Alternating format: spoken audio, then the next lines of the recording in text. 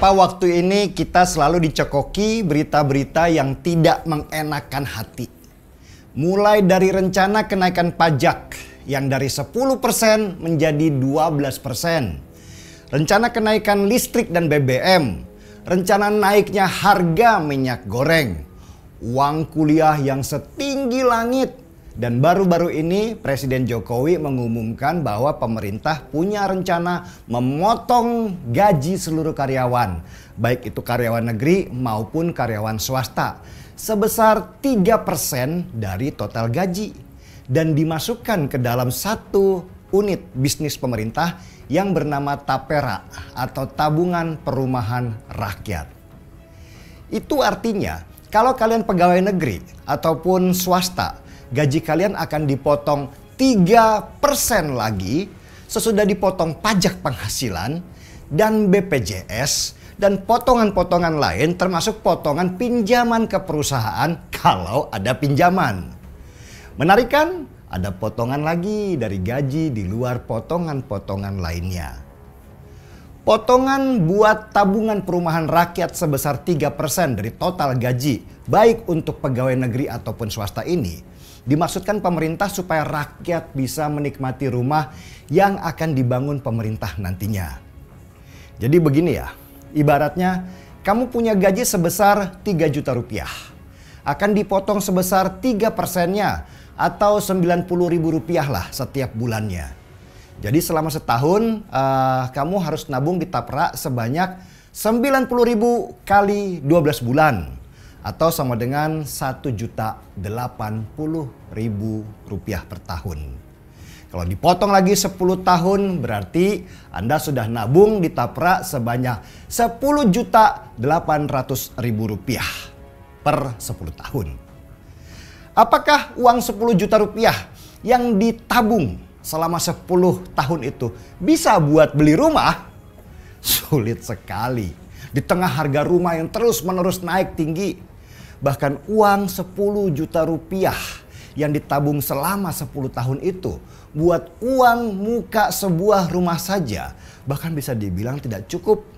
Belum lagi nanti kalau ada inflasi, kenaikan harga bahan bangunan, kenaikan harga tanah.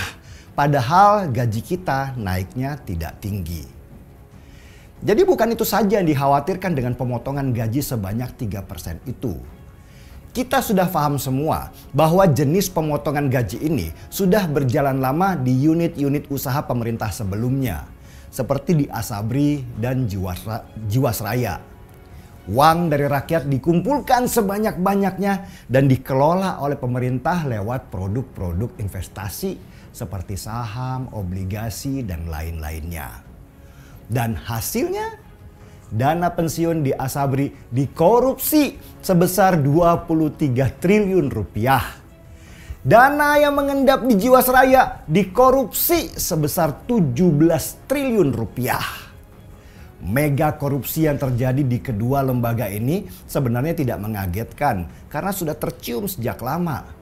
Ketidakbecusan orang pemerintah mengelola dana masyarakat sebesar puluhan triliun rupiah itu ditambah kong kali kong dengan mafia investasi membuat akhirnya rakyat lagi yang menjadi korban. Tapera ini gak ada bedanya dengan Asabri dan Jiwasraya. Sama-sama mengumpulkan uang rakyat dan diinvestasikan untuk mendapatkan keuntungan.